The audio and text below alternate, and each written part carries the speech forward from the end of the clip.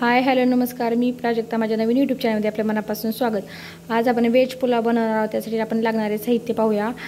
आपण बासमती राईस घेतलेले आहे 1.5 वाटी, टोमॅटो कट करून घेतलेले आहेत, बीन्स कट करून घेतलेले आहेत, गाजर, बिर्याणी मसाला, शिमला मिरची, एक बटाटा कट करून घेतलेला, ओले मटार, हिरवी मिरची, कोथिंबीर, जिरे, मोहरी, मीठ, लवंग, दालचिनी आणि मिरे.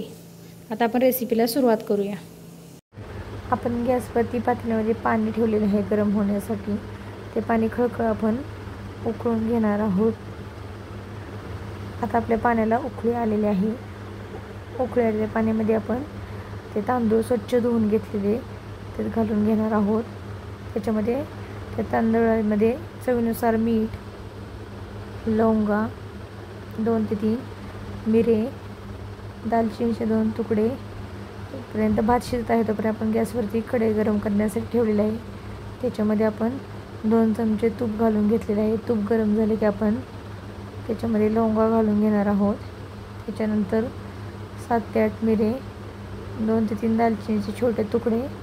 आपण हे सर्व तेलामध्ये छान फ्राय करून घ्यायचे. त्याच्यानंतर आपण 1 मोठा चमचा जिरी छान फुलली की आपण त्याच्यामध्ये कट करून घेतलेली हिरव्या मिरच्या पण तेलामध्ये छान परतून घ्यायच्या. त्याच्यानंतर आपण ओले मटार आहेत ते घालून घेतलेले आहेत.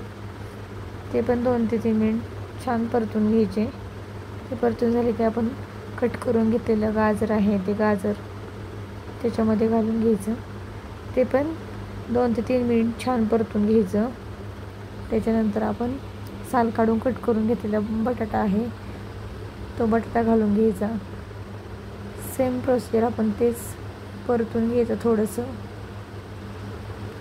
त्याच्यानंतर ना आपण त्याच्यामध्ये जे बीन्स घेतलेले आहे ते त्याच्यामध्ये घालून घेणार आहोत. ते थोडंसं परतले की आपण त्याच्यामध्ये भाज्यांना चवीपुरतं मीठ भाज्यांसाठी घालणार आहोत.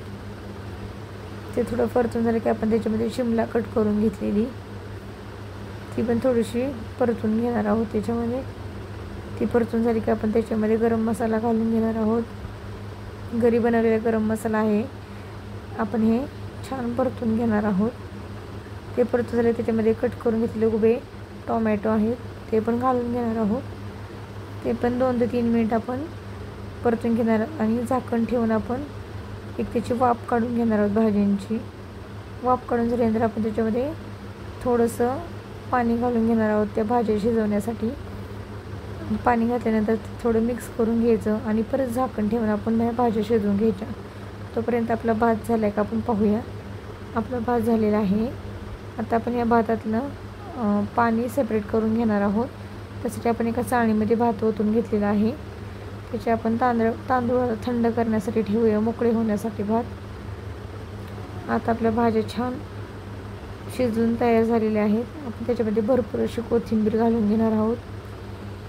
कोथिंबीर घालून झाली की त्याच्यामध्ये आपण जो शिजवून घेतलेला भात आहे तो थंड करून घेतलेला आपण त्याच्यामध्ये तो घालून घेणार आहोत आणि ते सर्व मिक्स करून घेणार आहोत.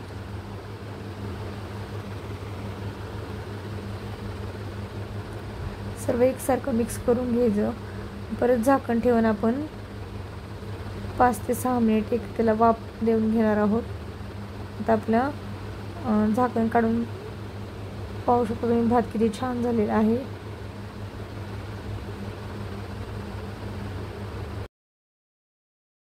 आता आपला व्हेज पुलाव तयार झालेला आहे.